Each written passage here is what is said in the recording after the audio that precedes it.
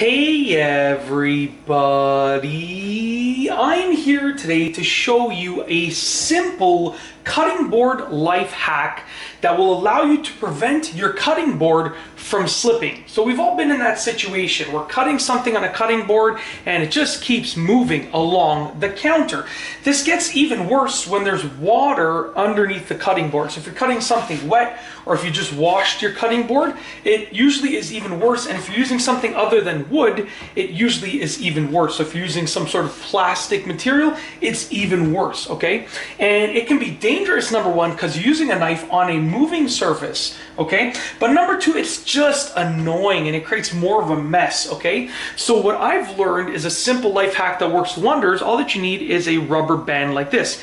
Just get your cutting board and make sure that your rubber band is big enough to go around the cutting board. And you just want to place the rubber band around the cutting board like that, okay?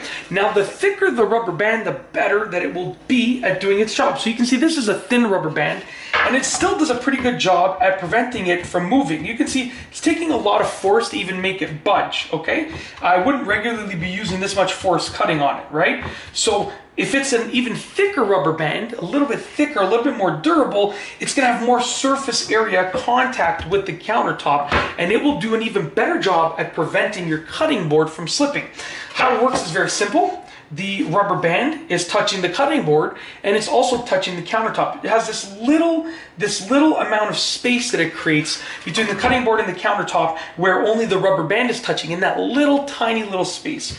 And that prevents it from slipping because rubber bands are almost like an anti-slip material because of the rubber in them. So it gives it almost an anti-slip padding underneath. And if you really want to make sure it doesn't slip, add another rubber band on the other side. You can obviously put them, somewhat close to the end so they stay out of the way, but add another one on the other side and your cutting board should really be prevented from slipping.